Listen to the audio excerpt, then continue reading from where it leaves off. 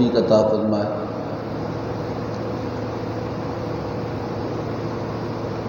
شوال المکرم کا ماہ مقدس ہم پہ سایہ فگن ہے۔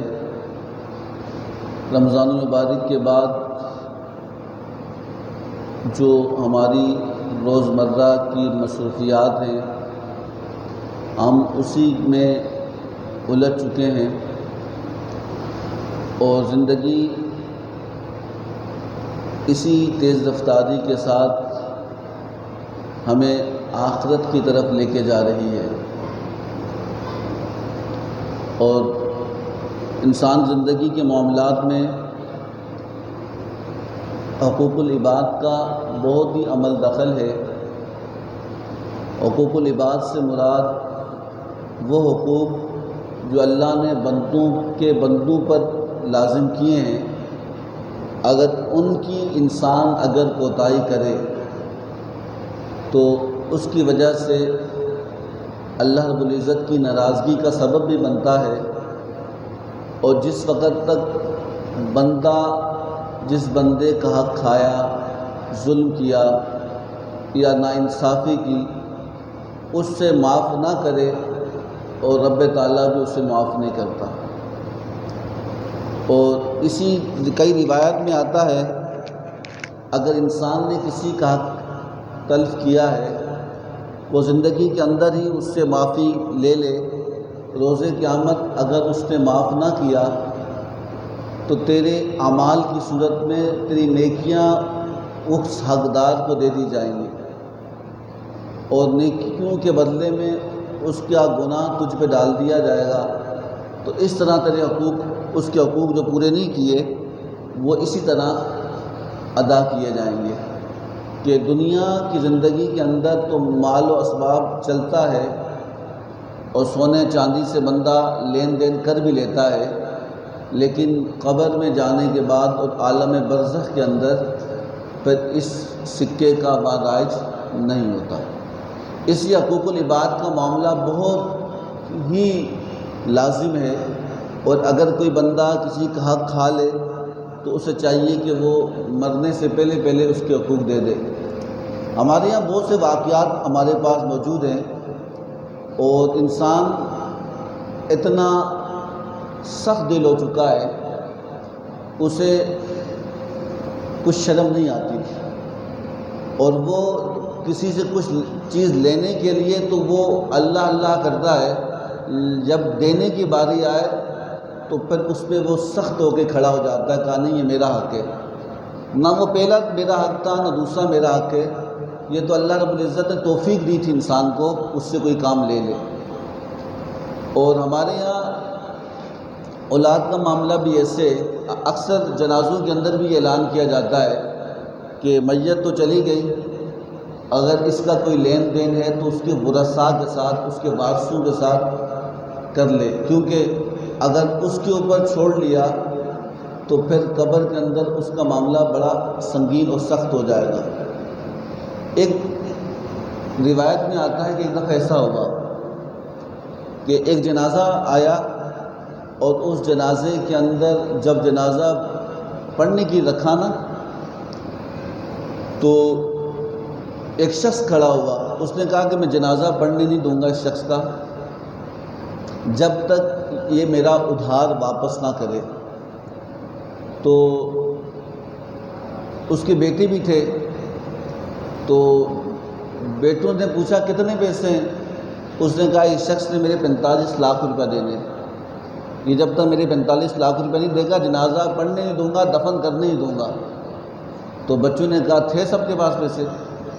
تو اگر 6-7 بیٹے تھے تو انہوں نے کہا ہمارے پاس اتنے پیسے نہیں ہیں کہ اپنے باپ کا قرضہ ادا کر سکیں، اور وہ چیم گوئیاں کرنے لگے۔ اس نے کہا نہیں ہم نہیں، پہلے بیٹے سے پوچھا، دوسرے سے پوچھا، یہاں تک کہ 7 بچوں سے پوچھا، تو کہا کہ ہمارے پاس پیسے، اگر وہ 5-5 لاکھ بھی دے دیتے قرضہ ادا ہو جاتا۔ لیکن جب یہ بات پھیلتے پھیلتے شہر میں پھیلی اور اس مرحوم کے گھر تک وہ بات پہنچی، ایک ہی بیٹی تھی اس کی، ایک اسے پتہ چلا، وہ بھاگتی ہوئی آئی اور اس نے اپنے زیور لیا، زیور جتنا زیور تھا وہ سارا لے آئی، اس قرضہ لینے والے سے کہنے لگی کہ یہ میرا زیور ہے، رکھ لو، میرے باپ کا جنازہ پڑھنے دو۔ اس کے میرے بھائی بھی ہیں، لیکن ان کو پتہ نہیں اللہ تعالیٰ نے توفیق نہیں دی، توفیق ہے لیکن وہ سمجھتے ہیں کہ شاید ہم نے نہیں مرنا۔ تو اس نے کہا یہ زیور لے لو اور میرے باپ کا جنازہ پڑھ لو، یہ 20 لاکھ تو بنتا ہے، باقی 25 لاکھ تم مجھے معاف کر لو یا میرے ادھار کر لو، میں تمہیں دے دوں گی۔ تو اس شخص نے کہا میں اس سے جو میں نے پیسے لینے دینے تھے، میں اصل میں اس کا میرا تعلق تھا، میں ورثاء کو جانتا نہیں تھا، اور مجھے پتہ لگا کہ اس کے اولاد بھی ہے اور آپ بھی ہو، تو میں یہ دیکھنا چاہتا تھا کہ اصل وارث کون ہے، اور مجھے پتہ لگا یہ اولاد تو ناخلف ہے، یہ کسی کام کی نہیں ہے، بیٹی اصل وارث تم ہو، میں نے 45 لاکھ لینا نہیں، میں نے 45 لاکھ دینا ہے، تم اس کے حقدار سے لے جاؤ۔ تو معاملہ یہ ہے کہ انسان کی زندگی کے کئی معاملات ایسے ہوتے ہیں کہ بندہ یہ سمجھ رہا ہوتا ہے کہ نقصان ہے، لیکن نقصان نہیں ہوتا، بظاہراً کچھ وقت کے لیے ہمیں نقصان نظر آتا ہے، لیکن اللہ تعالیٰ بارہا بار کلام پاک میں ارشاد فرما رہا ہے کہ جسے تم نقصان سمجھتے ہو وہ نقصان نہیں، اور جسے تم فائدہ سمجھتے ہو وہ فائدہ نہیں ہے۔ اور حضرت علی کرم اللہ وجہ کریم کا وہ قول مجھے ذہن میں ہمیشہ گردش کرتا ہے، آپ نے فرمایا تھا کہ دنیا پیٹھ پھیر کے جا رہی ہے اور آخرت آ رہی ہے، جانے والا ہر سانس کے ساتھ دور ہوتا جاتا ہے، آنے والا ہر گھڑی کے ساتھ قریب ہوتا جاتا ہے۔ آپ یقین جانیں کہ اب زندگی میں جتنا وقت ہم گزارتے جائیں گے اتنا ہم آخرت کے قریب ہوتے جائیں گے، اور اتنا ہم دنیا کی زندگی سے دور ہوتے ہیں۔ ہر سانس ہماری زندگی کا 1 سیکنڈ کم کرتی جا رہی ہے، ہمیں افسوس ہی نہیں، ہم کہتے نہیں۔ اللہ کے نبی صلی اللہ علیہ وسلم کا فرمان ہے، حدیث مبارکہ میں اللہ کے نبی صلی اللہ علیہ وسلم نے فرمایا کہ اللہ نے متقی فرمایا، ہدی للمتقین، قرآن پاک میں بارہا بار متقین کی صفات بیان کی۔ تو کہا متقی کون ہے؟ روایت میں آتا ہے کہ متقی وہ نہیں جو نماز پڑھتا ہے، یا پرہیزگار وہ نہیں جو حج کرتا ہے، جو روزہ رکھتا ہے، جو عبادات کرتا ہے، جو صدقہ خیرات کرتا ہے، وہ پرہیزگار متقی نہیں ہے۔ قرآن میں جو متقین کی صفات بیان کی کہ متقی وہ ہے جو اللہ سے ڈرتا ہے اور گناہوں سے توبہ کرتا ہے۔ سمجھا رہی بات کی کہ کہا کہ متقی کی جو پرہیزگاری کا حکم اللہ رب العزت نے قرآن پاک میں دیا ہے، اس سے مراد یہاں تو کتنے نماز پڑھنے والے بھی نماز تو پڑھ لیتے ہیں لیکن باقی معاملات کے اندر معاملات خراب کر جاتے ہیں، کتنے روزہ رکھنے والے بھی معاملات بگاڑ دیتے ہیں، کتنے خیرات کرنے والے بھی۔ ایک شخص سے جس نے کہا نا اگر کوئی بندہ حرام کے پیسوں سے صدقہ کر لے یا خیرات کر لے، کسی غریب کا منہ تو لگ جائے گا، اس کا گناہ تو نہیں ہوگا۔ اس بزرگ نے فرمایا کہ بے شک وہ صدقہ کر جائے گا، یاد رکھنا کہ ناپاک چیز کا فائدہ نہیں ہوتا، غلاظت کا فائدہ نہیں ہوتا، وہ اللہ تعالیٰ قبول بھی کسی صورت میں انسان کی اس نیکی کو نہیں کرے گا۔ اس لیے ہمیں زندگی کا اکثر اس بات کی طرف میں لے آتا ہوں کہ رمضان المبارک کے بعد ہماری روٹین ڈسٹرب ہو جاتی ہے، جو عبادات کی عادت ہوتی ہے وہ آہستہ آہستہ میں چھوٹنا شروع ہوتی ہے، ہم دوبارہ اپنے اسی پٹری، شیطان اسی راستے کے اندر ہمیں لگانا شروع کرتا ہے کہ دوبارہ ہم اتنے بے خبر ہو جاتے ہیں کہ ہمیں اپنی بھی خبر نہیں ہوتی۔ امام زین العابدین علیہ رحمہ کے بارے میں کہتے ہیں ایک دن آپ گھر پہ نماز پڑھ رہے تھے تو نماز پڑھتے ہوئے آپ کے گھر میں آگ لگ گئی۔ آگ جب آپ کے گھر میں آگ لگی، شور و غل مچا اور آپ نماز کے اندر مشغول رہے اور آپ کو احساس نہیں ہوا کہ شور مچ گیا، لوگ پانی بھر بھر کے گلی کے لوگ آ رہے ہیں اور وہ آگ بجھاتے جا رہے ہیں، اور یہاں تک کہ آپ کا بچہ بھی قریب سویا ہوا تھا۔ جب آپ نماز سے فارغ ہوئے تو آپ کی زوجہ نے آپ سے کہا کہ آپ کو اتنا بھی پرواہ نہیں، یہاں آگ لگی تھی، پورے دوسرے گلی سے لوگ آ کے یہاں آگ بجھانے میں مشغول تھے اور آپ نماز پڑھنے میں لگے ہوئے تھے، آپ کو خبر ہی نہیں، آپ کو پتہ بھی نہیں چلا، بچہ ساتھ مر جاتا۔ امام زین العابدین فرماتے ہیں کہ میں جب نماز کے لیے کھڑا تھا کہ اللہ جانتا مجھے کچھ ہوش ہی نہیں تھا، میں اتنا اللہ کی بارگاہ مشغول تھا۔ یہ حکم ہے فقہا کا، اور روایت میں تھا کہ کوئی موذی جانور ہو یا کوئی حادثے کا خوف ہو یا کوئی آگ لگنے کا خطرہ ہو تو آپ نماز توڑ سکتے ہیں، یہ حکم ہے، آپ توڑ سکتے ہیں۔ کوئی بندہ ڈوب رہا ہے آپ بچانے والے ہیں، کوئی بندہ جلنے والا ہے آپ اسے بچانے والے ہیں، تو آپ نماز توڑ سکتے ہیں، دوبارہ پڑھ لیں۔ لیکن امام زین العابدین فرماتے ہیں کہ جب مجھے پتہ ہوتا تو توڑتا نا، کہا کہ تم آگ بجھانے میں لگی تھی. آپ کا ایک وہ جملہ تھا، آپ نے فرمایا کہ مجھے بالکل بھی ایک تھوڑا سا ہلکی سی بنبناہٹ کا آواز آئی، اور اس کے بعد میرے ذہن میں کچھ نہیں تھا کہ ایسا بھی ہو سکتا ہے. لیکن اپنی زوجہ سے کہنے لگے کہ دیکھنا تم دنیا کی آگ بجھا رہی تھی، میں جہنم کی آگ بجھا رہا تھا. سمجھا رہی بات میں؟ آگ تو ہے، آخرت میں بھی آگ ہے، قبر کے اندر بھی آگ ہے. جو کچھ ہم لے کے جا رہے ہیں وہ وہیں یہاں سے بھیجیں گے، وہاں وصول کریں گے. تو صوفیہ نے بار یہ بات تاکید فرمائی کہ دنیا کی زندگی کے اندر اتنے مشغول نہ ہو جانا کہ اپنی آخری ٹھکانے کو بھول جاؤ، اپنی آخری زندگی کو، آخری معاملے کو تم بھول جاؤ. تو اس لیے ہمیں زندگی کے اندر اس بات کو بھی دیکھنا چاہیے ہم نے کیسے زندگی گزارنی ہے. علاؤدین خلجی بادشاہ مسلمانوں کا بہت بڑا خلیفہ گزرا ہے. حضرت نظام الدین اولیاء علیہ رحمہ کے بارے میں آپ کا بڑا عقیدت مند تھا، اور وہ آپ سے ملاقات کرنے کا شوق تھا اسے. لیکن حضرت نظام الدین اولیاء اس سے ملنا نہیں چاہتا، بادشاہ تھا، آپ اس سے ملنا نہیں چاہتے تھے. وہ اسے بہت شوق تھا کہ وہ آپ سے ملاقات کریں، اور جب بھی وہ آپ سے ملاقات کرنے کے لیے آپ کی خانقاہ میں آتا تو آپ ایک دروازے سے داخل ہوتے، وہ داخل ہوتا تو آپ دوسرے دروازے سے نکل جاتے. تو وہ پرچی لکھتا کہ میں ملنے آتا ہوں. آپ فرمایا مجھے ملنے نہیں آنا، مجھ سے ملنے نہیں آنا، مجھے تجھ سے ملنے کا شوق نہیں ہے. وہ بڑی کوشش کرتا ملاقات کی، لیکن حضرت نظام الدین اولیاء علیہ رحمہ اس سے ملاقات نہیں کرتے. ایک دن وہ چھپ چھپا کے آپ سے ملنے کے لیے آیا، اور خدام جو تھے وہ دروازے بند کر کے کھڑے تھے. اس نے کہا میں زبردستی اگر کھلواؤں گا تو یہ تو ان کے مرید ہیں، یہ مر جائیں گے، لیکن حکم شیخ کا پورا ہونے دیں گے اور جانے نہیں دیں گے. اس نے ایک رکا لکھا، پرچی لکھی.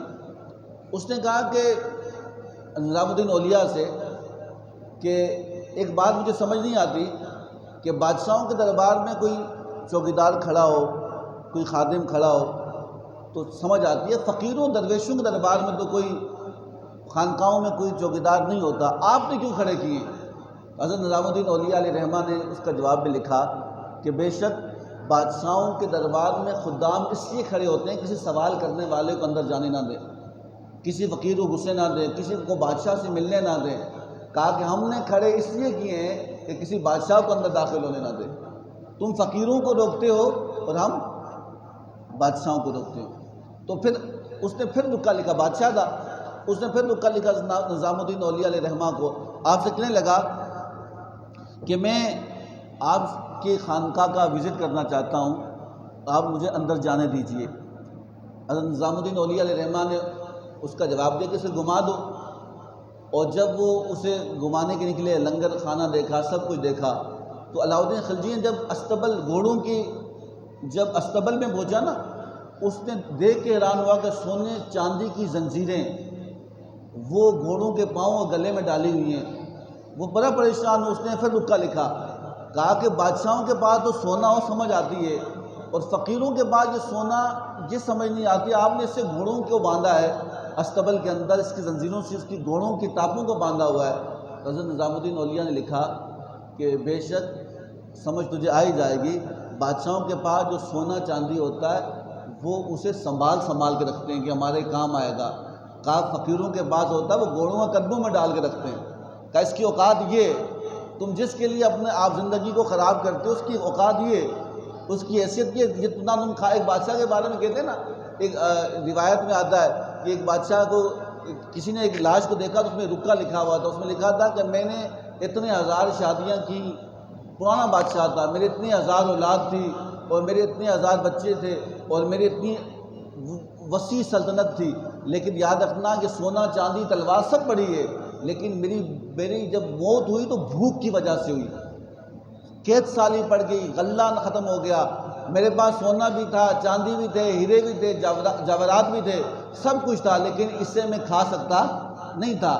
میں بھوک کی شدت سے، اس شدت کی وجہ سے، اس بھوک کی وجہ سے میری موت آئی. اور اس نے لکھا تھا کہ دنیا کے آنے والے لوگوں تم اس دھوکے میں نہیں رہنا کہ جمع کر جائیں گے تو ہمارا کام آئے گا. کہ میں اتنا بڑا بادشاہ، مجھے کچھ نہیں ملا تو تمہیں بھی کچھ نہیں ملے گا. تو اس لیے صوفیہ فرماتے ہیں کہ اس لیے ہمیں چاہیے کہ اپنی زندگی کے معاملات کو اللہ کے حضور پیش کریں. دنیا کے اندر جو بھی کام کرتے ہیں وہ اس میں نیت خالص ہو اللہ کی رضا شامل ہو تو ہماری دنیاوی کام بھی عبادت بن جائے گا. ہماری نیت اچھی ہو. اور بخاری شریف کی پہلی حدیث مبارکہ میں فرمایا کہ انما الاعمال بالنیات انما لکل امر ما نوی، کہ اللہ تعالیٰ فرماتا ہے کہ بے شک، حدیث مبارکہ کے الفاظ ہے کہ اللہ کے محبوب صلی اللہ علیہ وسلم نے فرمایا کہ بے شک ہر عمل کا دار و مدار نیت پر ہے، اور ہر انسان کو وہی کچھ ملے گا جو اس نے نیت کی ہوگی. ایک بزرگ کے بارے میں کہتے ہیں نا، وہ کسی گھر کے پاس سے گزرے، گھر کے پاس سے، اور گھر کے پاس سے گزرے اور اس نے دیکھا گھر تعمیر ہو رہا تھا، اور تعمیر ہوتے ہوئے اس کے روشن دان رکھے جا رہے تھے. تو آپ نے اس تعمیر کرنے والے شخص سے پوچھا کہ تو نے یہ روشن دان کیوں رکھے ہیں؟ تو اس نے کہا کہ گرمی ہوتی ہے ہوا آنے کے لیے اور روشنی آنے کے لیے. آپ فرمایا کہ روشنی تو ہوا ویسے ہی آتی، اس نے تو آنا ہی تھا جب روشن دان تھے. تو نیت اس لیے کرتا کہ یہ روشن دان میں رکھیں کہ اس سے اللہ کی اذان کی آواز آئے گی، قرآن کی آواز آئے گی، جب تک یہ گھر قائم رہے گا تجھے ثواب ملتا رہے گا. بھائی عمل نیت پہ ہے نا. ہوا نے ویسے ہی آنا ہے کہ روشنی نے ویسے ہی آنا ہے. آپ کی نیت ہوگی مجھے اذان کے لیے، نماز کی آواز کے لیے اذان دی جائے گی، تو جب میں اس کو سنوں گا تو میں مسجد کی طرف پہنچوں گا. تو کہا کہ اس نیت کے بدلے میں جب تک وہ گھر قائم رہے گا اس کا ثواب ملتا رہے گا. تو اس لیے ہمارے یہاں معاملات تو مولانا روم نے ایک واقعہ لکھا نا، موروم نے، آپ نے فرمایا کہ موروم لکھتے ہیں کہ ایک شخص نماز پڑھ رہا تھا، نماز پڑھتے ہوئے بڑا نماز کی حالت میں تھا. تو موروم لکھتے ہیں کہ مجنون اس کے ساتھ سے گزرا، مجنون، اسے ہوش نہیں تھا اور اس کے سامنے سے گزرا. تو جب وہ گزر گیا تو پھر وہ نمازی جو تھا وہ نماز پڑھ چکا اور جا کے اس کے گریبان کو پکڑ لیا. کہنے لگا تو شرم نہیں آتی، شرم نہیں آتی؟ میں نماز پڑھ رہا تھا تو میرے آگے سے گزر گیا اور تجھے شرم نہیں آتی؟ اس نے کہا مجھے ہوش نہیں تھا، میں مجنون ہوں. مجنون کا مطلب جسے ہوش ہی نہ ہو، جو پاگل ہو، دیوانہ ہو، جس میں شریعت کا حکم ہی لاگو جس پہ نہیں ہوتا. اس نے کہا مجھے معاف کر دیجئے، مجھے پتہ نہیں تھا کہ آپ نماز پڑھ رہے ہیں، مجھے ہوش ہوتا تو میں قسم سے تمہارے سامنے سے نہ گزرتا. وہ تو اور پکا ہو گیا. اس نے کہا نانا، وہ روایات میں یہ بھی آتا ہے وہ مجنون جو تھا وہ عام شخص نہیں تھا ہماری طرح کا، وہ بادشاہ کا بیٹا تھا، بادشاہ کا شہزادہ تھا. لیکن اس نے جب معافی مانگی، اس نے کہا غلطی ہو گئی، وہ تو بندہ اور پکا ہو گیا. صوفی فرماتے ہیں کہ آج بھی ہمارے یہاں معاملہ یہ ہوتا ہے کہ اگر کوئی بندہ معافی مانگے نا، معافیا مجھ سے غلطی ہوگی، معاف کر لیں، تو اگلا بندہ سمجھتا ہے یہ کوئی بزدل ہے، اس کو تو اور میں چڑھ جاؤں، نہیں میں تجھے نہیں چھوڑوں گا. اور اگر کوئی بندہ کہہ جا تو جو مرضی کرتا ہے میں دیکھ لوں گا، اگلا کہتا ہے نہیں کوئی چھوڑ لو اللہ کے لیے. ہمارے یہاں کیا ہوتا ہے، ہم اللہ کے لیے تب چھوڑیں جب ہمارا بس نہیں چلتا. جب ہمارا بس نہیں ہوتا ہم کہتے ہیں ہم نے اللہ پہ چھوڑ لیا. اور جس پہ ہمارا بس چلتا ہے نا، ہم اس کی دست و گریبان ہوتے ہیں، اس کی نسلوں کو تباہ کرنے کی کوشش کر رہے ہوتے ہیں. ہم نہیں چھوڑیں گے، ہماری عزت کا مسئلہ ہے، ہماری غیرت کا مسئلہ ہے. وہ کہہ رہا ہوتا مجھے معاف کر لو یار، مجھ سے پتہ ہی تھا. ہم کہتے ہیں نہیں ہماری غیرت ہے. میں آپ سے پوچھتے ہیں عام روٹین میں آپ دیکھ لیں، کوئی طاقتور بندہ ہو، اس کی سے غلطی ہو جائے اور وہ معافی بھی نہ مانگے، ہم کیا کہتے ہیں ہم نے کس کو چھوڑ لیا. تو ہم اللہ پہ اس وقت چھوڑے ہوتے ہیں جب ہمارا بس نہیں چل رہا ہوتا. تو موروم لکھتے ہیں کہ وہ شخص بھی نہیں چھوڑا تھا. تو وہ مجنون تھا. اس نے کہا کہ اے نمازی، تو نماز کس کے لیے پڑھ رہا تھا؟ کہا کہ اللہ کے لیے. کہا کہ میں حیران اس بات پہ ہوں کہ میں تو ایک عشق مجازی کے اندر کسی عورت کے عشق میں مشغول تھا، اور میں اس کے خیال میں اتنا گم تھا کہ مجھے راہ چلتے ہوئے بندے کا پتہ نہیں کون مجھ سے مل گیا کون نہیں ملا، اور میں تیرے سامنے سے گزر گیا، مجھے پتہ نہیں چلا کہ کون نماز میں تھا یا کوئی نماز نہیں تھا.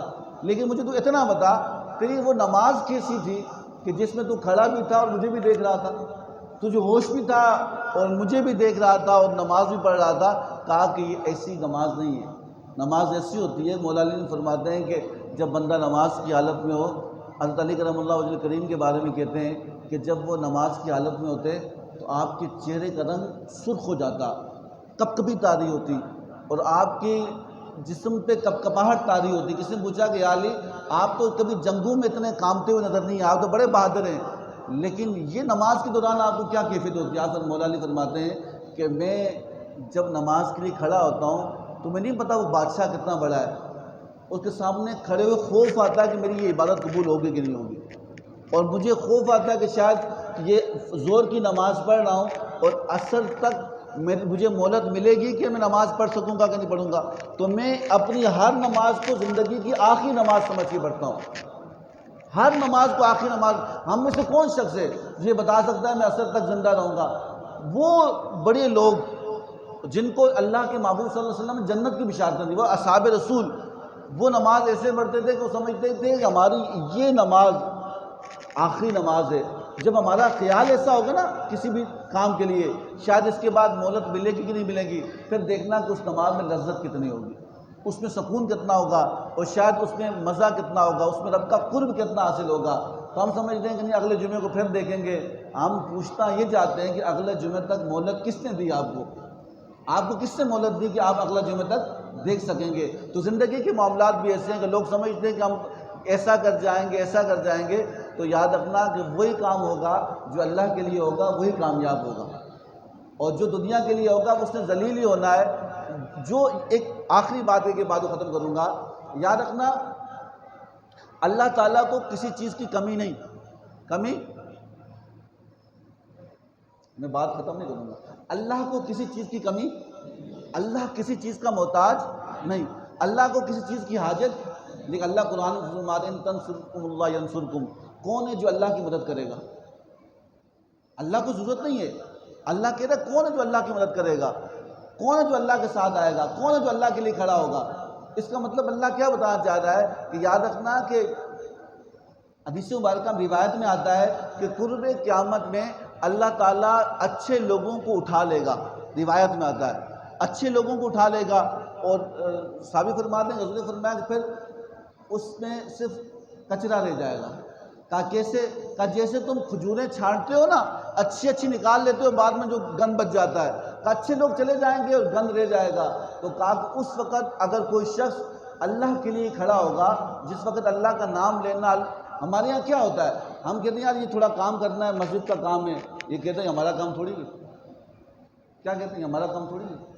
بے شک یاد رکھنا کوئی بھی مسجد ہو وہ کسی کی ملکیت نہیں ہوتی، وہ اللہ کا گھر ہوتا ہے، وہ اللہ کے بندوں اللہ کے لوگوں کی ملکیت ہوتی ہے، اور اس کا ہر بندہ ذمہ دار ہوتا ہے. اللہ تعالیٰ ہر اس شخص سے پوچھے گا کہ بھائی وہ جو کام تھا میرا تو نے کیا. اللہ کی ضرورت نہیں ہے، لیکن اللہ اس لیے کروانا چاہتا ہے کہ بخشش کا بہانہ بنانا ہے. کیا بنانا ہے؟ بخشش کا بہانہ. تو اللہ جس سے چنتا ہے، اللہ کو حاجت نہیں ہے، اللہ کو ضرورت نہیں ہے. لیکن جب یاد رکھنا جب اللہ تعالیٰ کہتا ہے نا کسی اچھے لوگ، اللہ قرآن میں کہتا ہے حتیٰ یمیز الخبیث من الطیب. اللہ کہتا ہے کبھی بھی پاک اور ناپاک اکٹھے نہیں ہو سکتے، کبھی بھی اچھے اور گندے اکٹھے نہیں ہو سکتے، کبھی بھی غلاظت اور پاکی اکٹھی نہیں ہو سکتی. تو اس لیے یاد رکھنا کہ جب بھی کوئی بندہ یہ سمجھے وہ اللہ کے دین کا کام کرنے کے لیے اللہ نے کہیں بلایا، کوئی بھی سبب بن سکتا ہے، کوئی بھی واسطہ بن سکتا ہے، کوئی بھی وسیلہ بن سکتا ہے. جب بندہ اللہ کے راستے میں نکلتا ہے نا اور اللہ رب العزت کے راستے میں کام کرتا ہے، یاد رکھنا پھر اللہ کی نگاہ میں ہوتا ہے. کس لیے؟ اللہ کی نگاہ میں ہوتا ہے. معروف فرماتے ہیں جب بندہ اللہ کے ذمہ ہو جاتا ہے پھر کوئی اسے نقصان پہنچا کے دکھائے. ایک بندے کا ذمہ کوئی لے لے تو اس کی ذمہ داری ہوتی ہے نا اس کو نقصان نہ پہنچائے. جب اللہ کہتا ہے جب بندہ میرے کام میں لگ جاتا میں ذمہ لیتا ہوں اس کے. اب میں آپ سے سوال کرتا ہوں جس کو رب اپنے ذمہ لے لے اسے کوئی ختم کر سکتا ہے؟ اس سے نقصان پہنچا سکتا ہے؟ تو ہمارے یہاں شیطان یہ بات ڈال رہا ہوتا ہے کہ نہیں یہ جو یہ مساجد کے کام ہے یا کوئی دین کا کام ہے یہ فقط کچھ لوگوں کے لیے. نہیں وہ کچھ لوگوں کے لیے نہیں ہے، وہ سب کے لیے ہوتا ہے. لیکن اللہ تعالیٰ جسے پسند کرتا ہے اسے اپنے لیے منتخب کر لیتا ہے. یہ چنے ہوئے لوگ کیوں ہوتے ہیں؟ یاد رکھنا کہ بلے شاہ فرمایا تھا دل کالے کو لوں منہ کالا چنگا. دل کالا نہ ہو، امامہ پہنا ہو، داڑھی رکھی ہو، کیا نام ہے جبہ پہنا ہو، تسبیح پکڑی ہو، لیکن اندر سے کالا ہو تو اس حلیے سے کوئی فائدہ نہیں ہوگا. کہا کہ دل کالے کو لوں منہ کالا چنگا، کوئی اس رمز نو جانے ہو.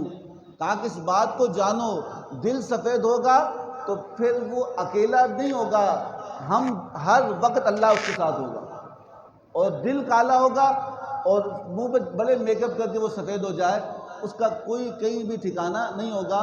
اور پھر یہاں صوفیہ فرماتے ہیں انسان بھاگ جائے، بھاگتا رہے، کتنا بھاگ سکتا ہے بھاگے. قرآن پاک میں تفسیر کے اللہ کے علماء لکھتے ہیں کہ انسان کو اللہ نے بہت دفعہ یہ کہا کہ تو جا میری سلطنت سے نکل جا، میرے کناروں، میرے اس آسمان کے کناروں سے نکل جا، میرے اس زمین کے کناروں سے نکل جا۔ اللہ چیلنج بھی دے رہا ہے جنات کو بھی اور انسانوں کو بھی، یا معاشر الجن والانس ان استطعتم ان تنفذوا من اقطار السماوات والارض۔ اللہ کہہ رہے اے جنات اور اے انس، تم اس اقطار آسمان اور زمین کی قطاروں سے نکل جاؤ۔ اور کہا اقطار السماوات فانفذوا لا تنفذوا الا بسلطان۔ اللہ کہتا ہے تم نکل نہیں سکتے، اگر نکل جاؤ کہیں اور بھی جاؤ گے تو وہاں کا بادشاہ میں ہوں۔ اللہ کہتا ہے مریخ ہو، چاند ہو، وہاں کا اللہ کہتا ہے بادشاہ میں ہوں، تمہارا خدا وہاں بھی میں ہوں گا، تم جہاں بھی جاؤ گے۔ تو اس لیے اللہ سے دعا کریں کہ اللہ تعالیٰ ہمیں اپنی بارگاہ میں قبول کرے، ہمیں آپس میں محبت عطا کرے، ہمیں مسجدوں کو آباد کرنے کی توفیق دے۔ اور کہا کہ جتنے قدم چل کے ہم نماز پڑھنے کے لیے آتے ہیں نا، یہ تولا جائے گا روز قیامت۔ یہ روز قیامت نامہ اعمال کی نیکیوں کے ترازو میں قدم ڈالے جائیں گے کہ ایک بندہ 100 قدم چل کے آتا ہے اور ایک بندہ 1000 قدم چل کے آتا ہے، بتاؤ نیکیاں کس کی زیادہ ہوں گی؟ بولیں اتنی نیکیاں۔ تو کہا کہ اس میں جتنے بھی بندہ چل کر آئے گا، کوشش کرے گا، اللہ رب العزت اسے قبول بھی کرے گا، اس کے ان قدموں کو نیکیوں میں بھی ڈال دے گا۔ اللہ سے دعا کریں کہ اللہ تعالیٰ ہم سب کو صحیح معنوں میں دین میں چلنے کی توفیق عطا فرمائے، اور جو کچھ سنا اس کو عمل کرنے کی توفیق عطا فرمائے۔ وما علینا الا البلاغ۔